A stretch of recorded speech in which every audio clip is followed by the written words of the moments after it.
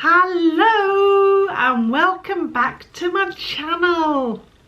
In today's video I'm going to be sharing with you why I'm vegan and the top 10 questions I get on a regular basis for being a vegan, because apparently it isn't that common. Although it is now these days. A lot more people are vegan, a lot more people are dabbling in the plant-based life, but still I get lots of questions on a regular basis, and so I thought I would answer them here. If this is the first time you have clicked on my channel, hello, my name is Caroline. I post all types of content on this channel. I post motherhood vlogs, hauls, recipes, sit down videos like this, I don't know, anything and everything I post here. I would love it if you would hit that subscribe button and join the gang. We are all really cool around here, and also I am on Instagram as well. I'll leave my handle here for you to click follow if you fancy it. But without further ado, let's get into it. The number one question I get asked the most as soon as I say that I'm vegan, which I don't say straight away. I usually won't say I'm vegan unless I need to say I'm vegan. For anyone out there that says, well, how do you know if someone's a vegan? Don't worry, I'll tell you. Actually, I'll only tell you if you try and make me eat something that's not vegan. Anyway, the number one question that I get asked, and I think most vegans probably get asked, is how long have you been vegan for? And for me, I have been vegan for 4 years, maybe 5 years. I think it's 4 years. I've lost track of time. So I think it's about 4 years or maybe 5 years I've been vegan for. I was vegetarian for a good chunk of time before that. Just a massive backstory. My dad, he's the one to blame for all of this. My dad, when I was younger, always used to say he believed I would be vegetarian because whenever we walked past the butchers that had big pigs hanging up in the window, I would always look away. I didn't like going in the butchers, and meat wasn't my favourite thing. So yeah, he always thought there was, you know, I might go veggie at some point. And when I was about 14, I became pescatarian, so I ate fish but didn't eat any other meat products, but I ate eggs and dairy still. So I was pescatarian until I was about 18, and then one drunken night I was out with my friends and they said, and I turned around to my friends and I said, at the age of 18, I fancy a chicken burger. And so I had a chicken burger on a Friday night, very drunk, in the chicken shop. My two friends were sat there gobsmacked at the fact I ate this chicken burger without any hesitation. I just sat and ate it. And the next day at work on Saturday morning, I threw up a lot, because if you didn't know, if you eat meat again after being vegetarian for a good chunk of time, your body doesn't know how to digest it, and I don't think chicken shop chicken was the best thing to eat to transition back into eating meat again.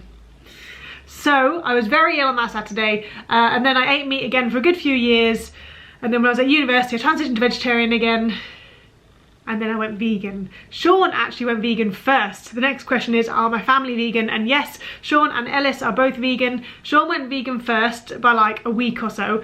And when Sean said he wanted to go vegan, I went, oh, do you have to go vegan? I mean, I knew the ethics behind veganism. I knew I wanted to go vegan at some point, but I wasn't ready to commit to the vegan lifestyle. And then Sean said he wanted to go vegan, and I thought to myself, if he goes vegan, I'm gonna have to go vegan. And I wasn't prepared to give up chocolate yet, to be honest. That was the only reason I wasn't prepared to go vegan. I couldn't go without my Cadbury's and my Galaxy chocolates. But when Sean went vegan, I thought I was the one to tell Sean not to do it. I was the one going, oh, such a pain. Why'd you have to go vegan? What's for? Don't do it. Don't do it. I don't want to go vegan. You don't go. And I was the one that said no to it. And then one day I was having a discussion with someone and we were talking about dairy, and I was the one arguing against dairy. And then in my head, I said to myself, how can I be arguing against dairy and the ethics behind dairy if I'm still consuming it? And right there on the spot, I went vegan. And here we are, a vegan. That was quite a long-winded story. I do apologise. But yes, Sean and Ellis are both vegan. We are raising Ellis vegan. He's been vegan since forever, because obviously I've been vegan for 4 years and he is only nearly 2. So he has been vegan for his entire existence in life, and he is very healthy. He's not He is not deficient in anything. The doctors are very happy with him when they've seen him, which hasn't been very often. He's never been sick. He's obviously had colds because that's what happens to kids, but he's never been ill, never been sick. And yeah, so far so good. I can't see anything wrong with raising a child vegan. And that's another big question I always get. Will you be raising your kids vegan? And the answer is yes.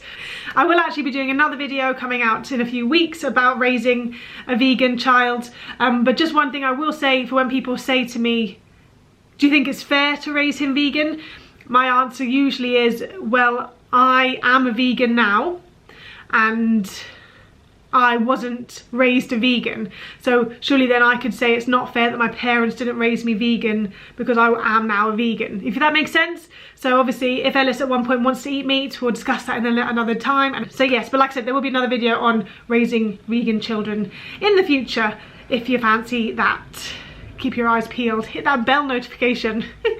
What did my family think when I went vegan? Well, my parents were fine with it, to be honest with you, and Sean's parents too. I think most people are concerned about the deficiencies you could have as a vegan.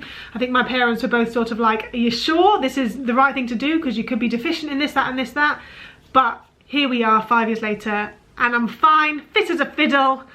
So yeah, no worries there. And obviously when I went vegan, I wasn't living at home, so my mum and dad didn't have to worry about adjusting to meals in the household. Although obviously when we visit, there is vegan food there. My parents have been very good actually, and Sean's parents too. When we go to visit, they will always have vegan options for us. It's a good challenge, eh? Another thing is, people always ask us, isn't it an unhealthy thing to be vegan? Which is kind of, the other question is, where do you get your protein from and your B12 and all the other nutrients that you must be deficient in if you don't eat meat and dairy and eggs? Well, first of all, is it unhealthy? Any diet is unhealthy as far as I'm concerned.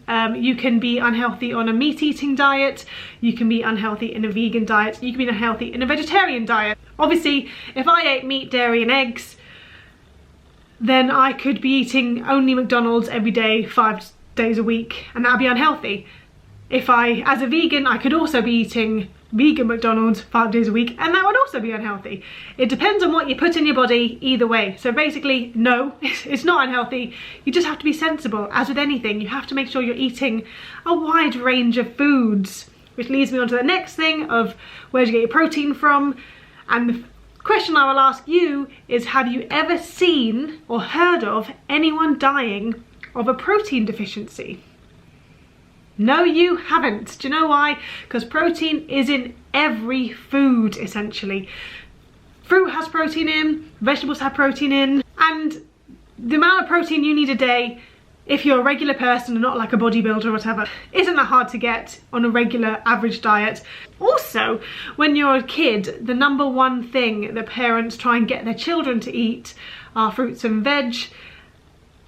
But then when someone only wants to eat fruit and veg, then they have a problem, which doesn't make sense, does it? So B12 is the only vitamin that vegans can't get through their food. I believe this is correct. The livestock animals will have B12 fortified food themselves. And so I think that the B12 that is in meat products is from the food the animals ate, I think. Like I said, I'm not a farmer, but I think that's what it is. I think some animals actually get injected with B12. I'm not sure though, I'm really not sure. So B12 is the one vitamin that's obviously not in vegan food. So vegans can get B12 through 2 simple ways. One, a supplement. Nothing wrong with taking a supplement. I know plenty of meat eaters who take B12 supplements because they are deficient in it, even though they eat meat. And also you can buy something called nutritional yeast, which I swear by, absolutely love nutritional yeast.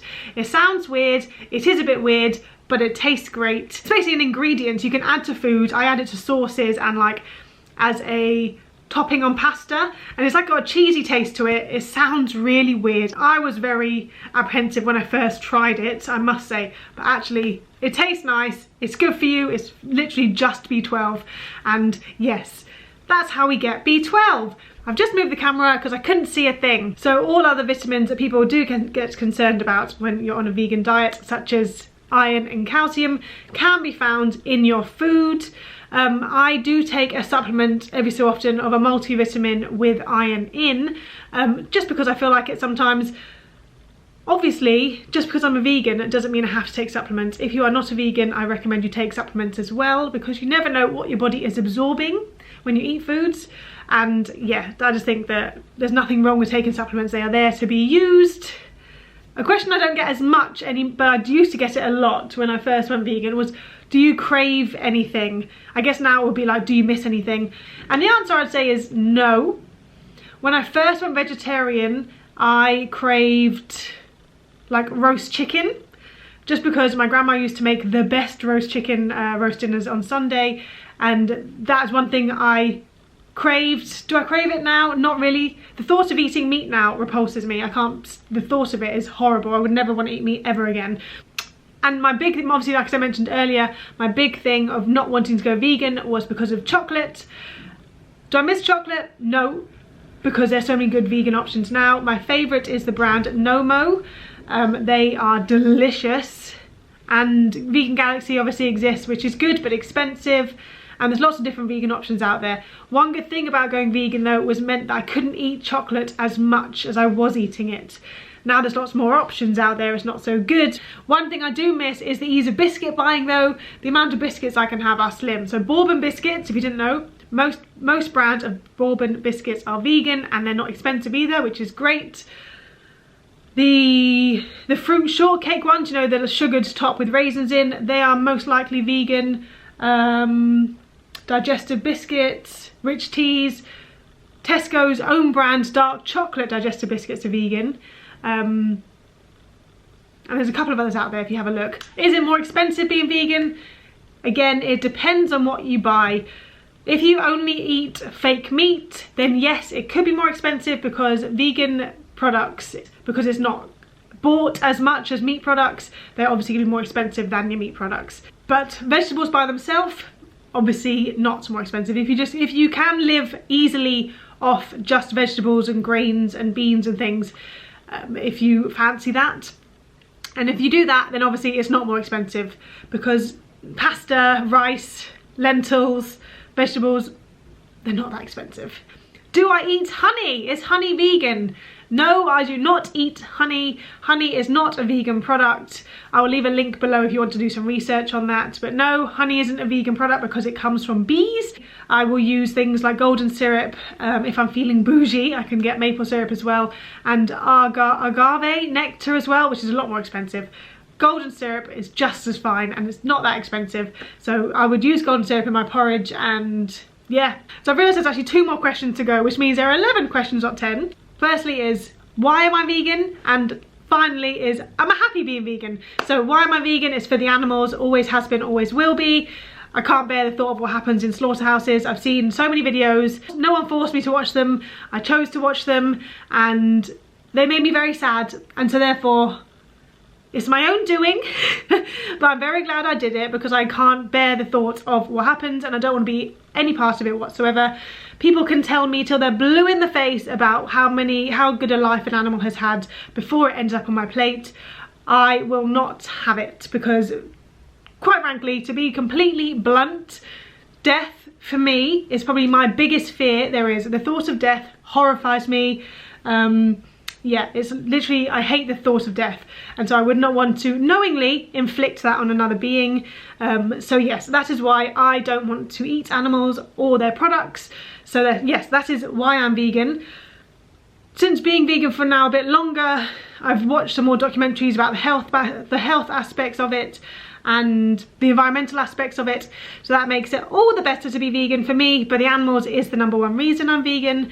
And do I enjoy being vegan? Yes. Don't get me wrong, it's not always perfect. There have been many occasions where I wish I wasn't vegan. mainly in situations where if I'm on holiday and the menu hasn't got many vegan options, or if I'm out with a group of friends and the vegan option is, you know, one thing on a menu of like 50 things, then it's frustrating. It's not so much frustrating that I'm a vegan, it's the lack of options from the restaurant I'm in. But that's really it, really. I mean, obviously I would never give up my vegan values because there's only chips on the menu. If anyone is out there who wants to be a vegan or become more plant-based, it is tricky at first, because you will have to look at the ingredients on a lot of things, but after a while you become accustomed to it and it's not that big a deal. You know what is going to be vegan for the most part. And sometimes you'll find things you didn't realise were vegan, and you'll pick something up assuming it's going to be, you know, have an animal product in, already prepare yourself for disappointment, and then find out it's accidentally vegan, and the heaven hope opens and it's just fantastic.